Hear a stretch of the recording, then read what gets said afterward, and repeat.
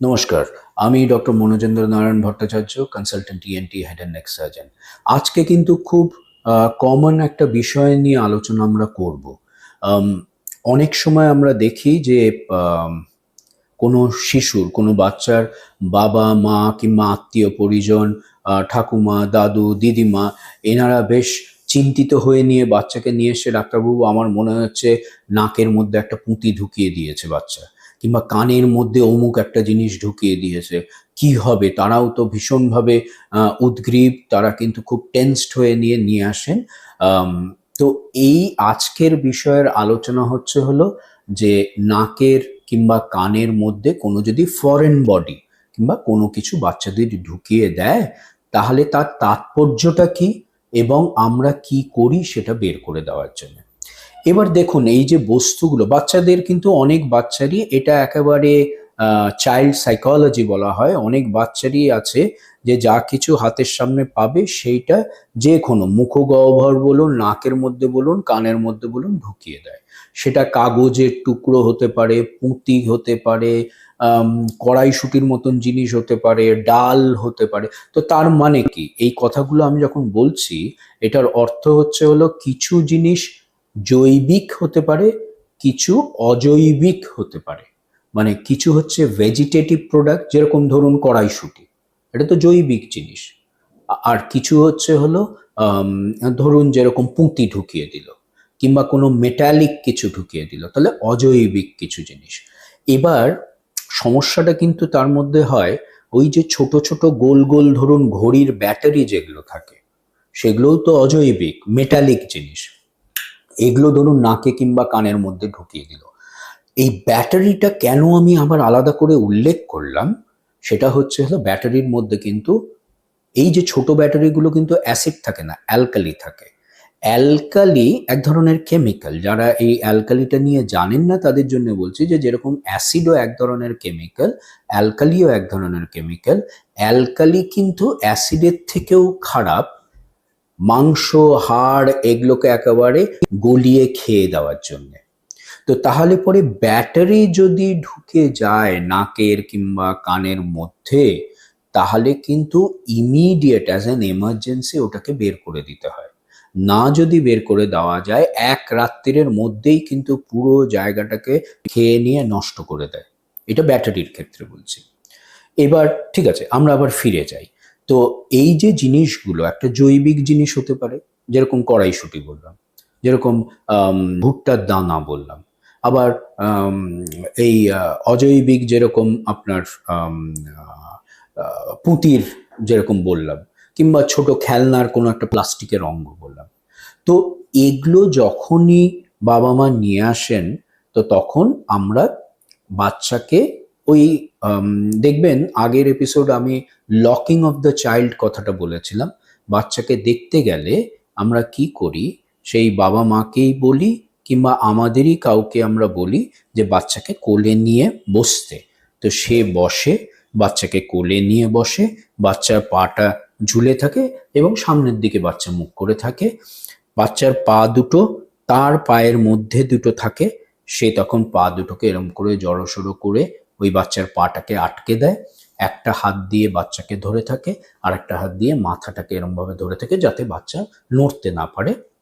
এটাকে বলা হয় লকিং অফ দ্য চাইল্ড। এবং তারপরে আমরা যদি নাকে ওটা থাকে, নাকের মধ্যে আমরা দেখি, যদি আমরা দেখি যে ওরকম পুঁতি বলুন কিংবা কড়াইশুঁটি বলুন কিংবা কাগজের টুকরো বলুন, এই নানাবিধ জিনিসপত্র যদি আমরা দেখতে পাই, তাহলে পরে আমাদের একটা স্পেশাল ইনস্ট্রুমেন্ট আছে, ফরেন বডি নেজাল হুক বলা হয়। ওই ইনস্ট্রুমেন্টটা দিয়ে আমরা ছট করে বের করে দেবো দেখতে পারলে পরে। এবং বাচ্চাকে যদি ঠিকঠাক ধরে রাখা যায়, তাহলে পরে মানে হার্ডলি 10 সেকেন্ড লাগে ওটাকে বের করে দিতে।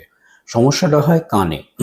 কেন কানের মধ্যে আমাদের তো দেখতে হয় মাইক্রোস্কোপ দিয়ে, এবং মাইক্রোস্কোপের যে দেখার যে জায়গাটা খুবই কম, তার মধ্যে বাচ্চা যদি একটু মাথা নাড়াতে থাকে তাহলে মাইক্রোস্কোপ থেকে বেরিয়ে যেতে থাকে। তো যাই হোক, তাও যদি ফরেন বডি আমরা দেখি কানের মধ্যে আছে এবং বাচ্চাকে ধরে ওটাকে যদি বের করে দেওয়া যায় তো বের করে দেওয়া গেল, যদি বের করে একদমই না দেওয়া যায় তখন একটা খুব শর্ট অ্যানেস্থেশিয়া, খুব অল্পক্ষণের জন্যে বাচ্চাকে অজ্ঞান করে দিয়ে নিয়ে ওটাকে বের করে নেওয়া হয়।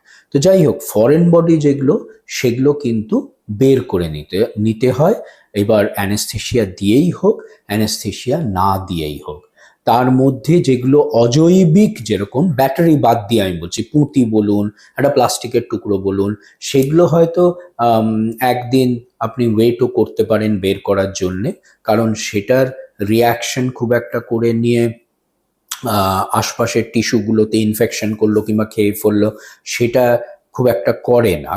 কিন্তু ধরুন জৈবিক জিনিসপত্র যেরকম কড়াইশুঁটি বলুন, কাগজের টুকরো বলুন, এগুলো কি হয় ভেতরে পচতে থাকে, আশপাশের জায়গাগুলোতেও একটু ইনফেকশন ছড়াতে থাকে, সেজন্য এগুলোকে খুব যতটা তাড়াতাড়ি সম্ভব বের করে দিতে হয়। আর যদি ব্যাটারি জাতীয় জিনিসপত্র হয় তাহলে তো ইমিডিয়েটলি ওটাকে বের করে দিতে হয়। সমস্যাটা এটা তো গেল যেগুলো আমরা দেখতে পেলাম, বাবা মা এলো বললো যে এরকম আছে, আমরা দেখতেও পেলাম, বের করে দিলাম। এমন যদি হয় যে বাবা মা বললেন যে এরকম একটা নাকের মধ্যে ঢুকে দিয়েছে, কিন্তু আমরা যখন ভেতরটা দেখছি আমরা দেখতে পাচ্ছি না, তখন কি করতে হয়? দু রকমের জিনিস। প্রথমেই হলো এক্স রে জাতীয় জিনিস আমরা করি, করে নিয়ে যদি ওটা এমন জিনিস হয় যেটা এক্স রেতে আসবে, তাহলে আমরা বুঝতে পারি যে নাকের একদম পেছন দিকে কোথাও ওটা আছে কিনা। যদি থাকে আমরা তখন ওটা বের করার জন্য যে যে প্রক্রিয়ায় ওটা বের করা হয় সেটার কথা বলি। কিন্তু এমন ধরুন কোনো জিনিস যেটা এক্স রেতে আসবে না, যেরকম ধরুন কাগজের টুকরো, একটা রাবারের টুকরো নাকের মধ্যে ঢোকানো, সামনের থেকে দেখতে পাচ্ছি না, কিন্তু বাবা মা বলছেন যে ওই রাবারটা ওরা ঢুকিয়েছেন, দেখেছেন, তারপরে যে কোথায় গেল আমরা দেখলাম না। এক হতে পারে যে ওটা নাকের পেছন দিয়ে গলায় চলে গেল, সে গিলে ফেললো। আবার এক এক সময় খুব সাংঘাতিক জিনিস হয়, ওই নাকের মধ্যে ঢোকালো, সেটা নাকের পেছন দিয়ে গিয়ে নিয়ে গলায় গেল এবং শ্বাসনালীর মধ্যে ঢুকে গেল, সেটাও কিন্তু হয়, অনেক সময় হয়। তো আজকে যদি বাবা মা কিংবা বাড়ির লোক খুব কনসিস্টেন্টলি বলেন যে হ্যাঁ আমরা দেখেছি নাকের মধ্যে ওটা ঢোকাতে, তারপরে আমরা জানি না, তাহলে পরে কিছু নেই বলার আগে কিন্তু থরলি ভালো মতন ওটা দেখে নিতে হবে যে হ্যাঁ সত্যিই কিছু নেই। তার একটা উপায় হলো কোনো রকমের ছবি, যেরকম এক্স রে, এইসবগুলো করে নেওয়ার জন্য। আর যদি এমন জিনিস এক্স রে কিংবা সিটি স্ক্যানে আসবে না, সেই জায়গায় কিন্তু তাহলে নাকের মধ্যে ক্যামেরা দিয়ে একদম নাকের পেছন অব্দি পুরোটা দেখে নেওয়া উচিত। কানেরটা তো এমনিতে দেখেই নেওয়া যায়, কারণ কান তো পর্দা অবধি, তো কানটা পুরোটাই দেখা যায়, সেজন্য কানে যদি কিছু থাকে আমরা দেখে নিতে পারি। আর একটা হলো যে যদি শ্বাসনালীতে ঢুকে যায়, কেন শ্বাসনালীতে ঢুকে গেলে সবসময় যে শ্বাস বন্ধ হয়ে যাবে তা কিন্তু নয়।